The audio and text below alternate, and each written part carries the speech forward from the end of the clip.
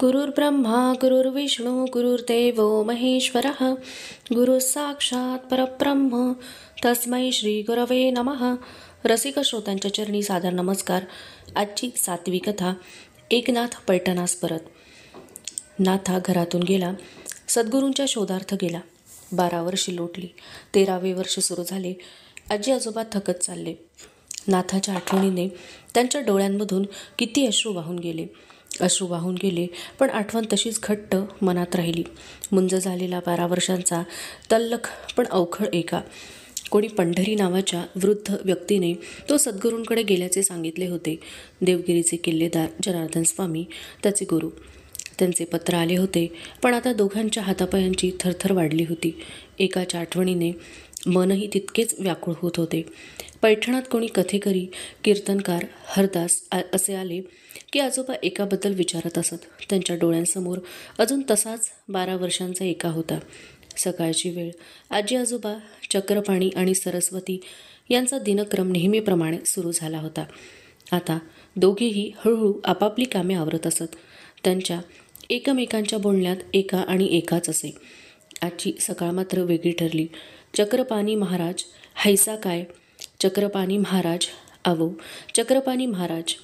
हाका ऐकू आल्या. चक्रपाणी थरथरत बाहेर गेले. म्हातारा वारकरी दारात उभा होता. त्याला कुठेतरी पाहिले आहे असे त्यांना वाटले. वळिकलं काय?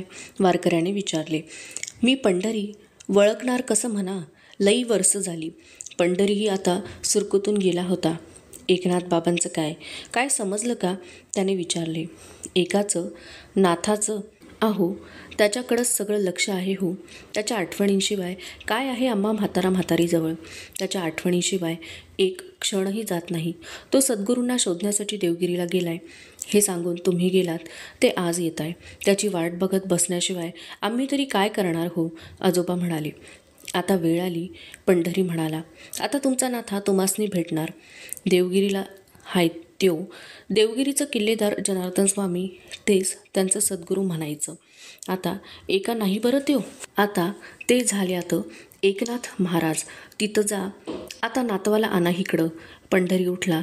अहो गेल्या खेपेलाही तसेच गेलात, आताही तसेच चाललात. घरात या, दूध तरी घेऊन जा. एवढी मोठी वार्ता तुम्ही सांगितलीत, या आत या, आजोबा म्हणाले. पंढरी मात्र गुडघ्यावर हात ठेवत उठला. मला लई कामं, दूध पीत बसलं हितं तर कामं कोण करील? तुम्ही मात्र देवगिरी गाठा, चलतो मी, असं म्हणून 4 पावलं चालून तो दिसेनासा झाला. आजोबा काही क्षण पंढरी अंतर्धान पावल्या जागेकडे पाहत राहिले. हा खरोखरच अंतर्धान पावला की आपलेच डोळे आता दुर्बल झाले आहेत हे त्यांच्या ध्यानात येईना. ते घरात आले. ऐकलत का?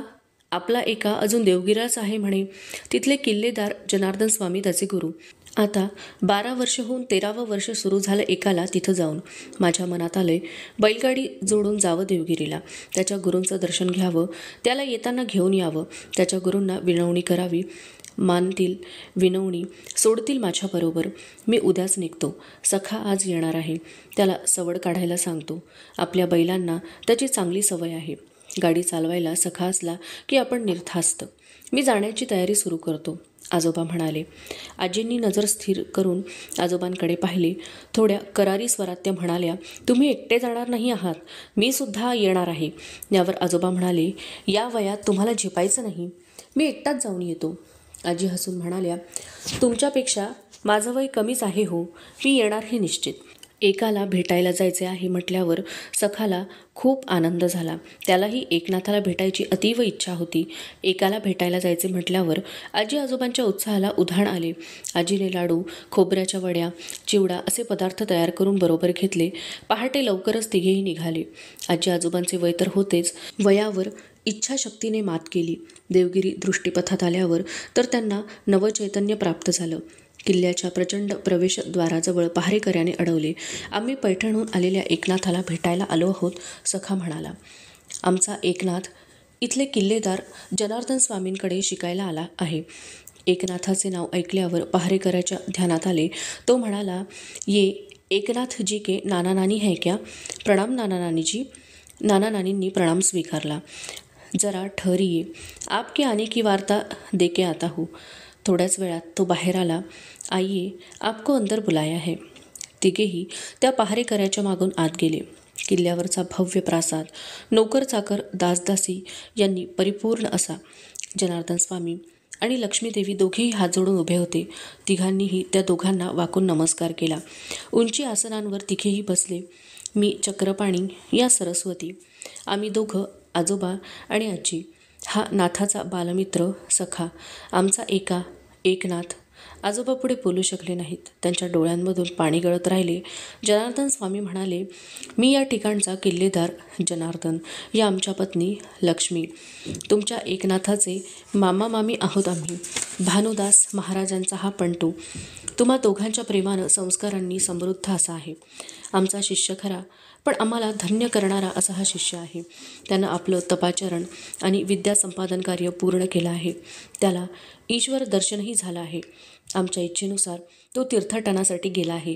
थोडक्या अवधीतच तो पैठणला परत येईल. आपला नातू श्रद्धावान, एकाग्रचित्त, निष्ठावान आणि प्रतिभासंपन्न आहे आणि खूप प्रेमळ, कष्टाळू आहे. लक्ष्मीदेवी म्हणाल्या, खरं तर इथं इतके चाकर दासदासी आहेत, पण कष्टाला सदैव तयार असे. दुपारी जेवण झाली की पाय चेपायचा, तेव्हा नकला करायचा, गमतीजमती करायचा, पटापट गाणी रचायचा आणि आम्हा सगळ्यांना ऐकवायचा.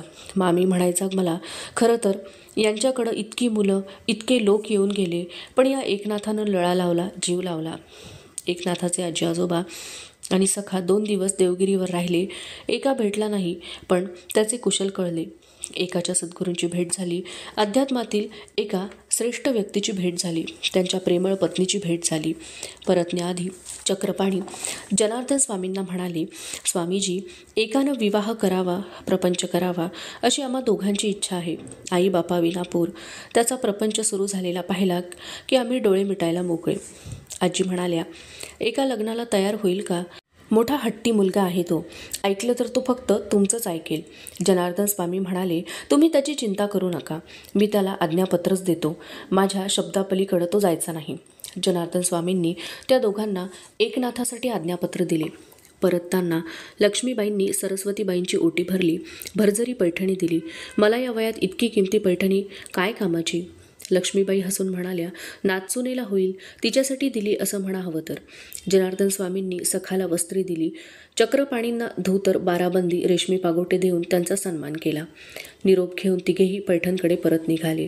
पहाटेची वेळ होती. सरस्वतीबाई एकदम जाग्या झाल्या.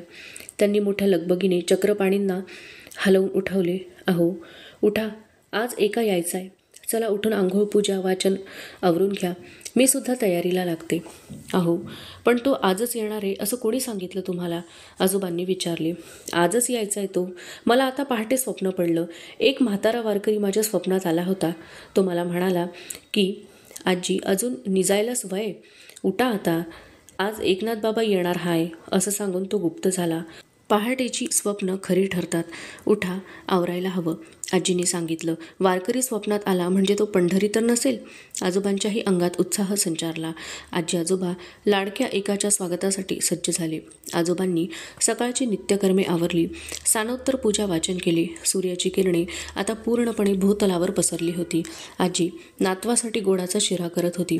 आजोबांनी शेजारीच राहणाऱ्या सख्याला साथ दिली. परसदारची केळीची पाने खुडून घेतली, स्वच्छ धुवून ठेवली. सखा आजोबांना मदत करून परत निघाला. जाताना त्याने विचारले, आजींना स्वप्न पडले खरे, पण खरोखरी नाथा येण्याचं वर्तमान कोणी दिलंय का? या प्रश्नावर आजोबा उत्तर देणार इतक्यात जय जय रामकृष्ण हरीचा सामुदायिक गजर आणि टाळ मृदंगाचा ताल ऐकू आला. कोणी गोड आवाजात अभंग सांगत होते आणि त्याच्या मागून समूह स्वर गात होता. देव विठ्ठल तीर्थ विठ्ठल, अवघा विठ्ठल भरला असे, जन विठ्ठल वन विठ्ठल, जळी स्थळी विठ्ठल भरला असे, भाव विठ्ठल देव विठ्ठल, अवघा विठ्ठल भरला असे, एका जनार्दनी मनी विठ्ठल, जप तप ध्यान विठ्ठल. आजोबा आणि सखा दोघेही आवाजाच्या दिशेने तोंड करून उभे राहिले. एक वारकऱ्यांचा समूह दारात आला. भक्तिभावाने गात आला. मध्यभागी होते एकनाथ महाराज. तेजपुंज चेहरा भक्तिरसात डुंबलेला. माझ्या मना लागो छंद, नित्य गोविंद गोविंद, तेणे देह ब्रह्मरूप, निरसेल नामरूप, तुटेल सकळ उपाधी, निरसेल आधी व्याधी, गोविंद हा जनीवनी, म्हणे एका जनार्दनी. एकनाथा मुखामधून आपोआप साथ घातली गेली. आजोबांनी सरस्वतीबाईंना बोलावले. ऐकलत का? आपला एका. आजी लगबगीने बाहेर आल्या. एकनाथ महाराज पुढे सरसावले. त्यांनी आजोबांचे पाय धरले. आजोबांनी त्यांना उठवले. आजोबांनी आपल्या एकाला दृढ आलिंगन दिले आणि आनंदाश्रूंना वाट मोकळी केली. आजी एकाकडे कौतुकाने बघत थरथरत उभ्या होत्या. एका आजी समोर आला, तिच्या चरणांवर मस्तक ठेवले. आता मात्र एकाच्याही नेत्रांमधून प्रेमाश्रू उघळू लागले. अतीव आनंदाने आजीच्या डोळ्यांसमोर अंधारी आली. तिचा तोल जाणारसे झाल्यावर एकाने तिला सावरले. आजी, आजोबा, एकालाही पुढे बोलवेना. सखा पुढे झाला. त्याने एकाचा हात घट्ट पकडला. एकासाठी केलेला शिरा आजीने प्रसाद म्हणून वारकऱ्यांना वाटला. वारकरी रामकृष्ण हरीचा गजर करत निघून गेले. सखा परसदारी गेला. केळीचे पिकलेले घड तोडून आणले. आजी, आता केळ घालून शिरा करा, असे तो म्हणाला. एकनाथांनी मोठ्या आग्रहाने सखालाही जेवायला थांबवून घेतले. आजी आजोबांना हरवलेला मोठा अनमोल ठेवा परत गवसल्यासारखे झाले होते. जेवणे झाली. सखा निघून गेला. आजोबांनी एकनाथांना जनार्दन स्वामींचे पत्र दिले. सद्गुरूंचे पत्र नाथांनी मोठ्या भक्तीने मस्तकी लावले. मानवी जीवनात गृहस्थाश्रम सर्व आश्रमांमध्ये उत्तम आहे. कर्तव्य कर्म म्हणून प्रपंच करावा. हा प्रपंच करत असताना ईश्वराचे साक्षीत्व ठेवावे. सर्वांभूती भगवत भाव ठेवून स्वधर्म आणि भूतदया यांचे पालन करावे. प्रपंचाचा परमार्थ करून समाज प्रबोधन करावे. अशा आशयाचे पत्र होते. एकनाथांनी गुरुआज्ञा प्रमाण मानली. मज माझी रंगली चित्तवृत्ती, या लागी विसरला गृहासक्ती. त्यासी गृहस्थाश्रमी आणि प्राप्ती, सुखसंपत्ती निजबोधू. जरी जाहली स्त्री पुत्र गृहस्थिती, परी न धरावी त्याची आसक्ती. सावध राखावी चित्तवृत्ती, परमात्मयुक्ती साधने. धन्यवाद.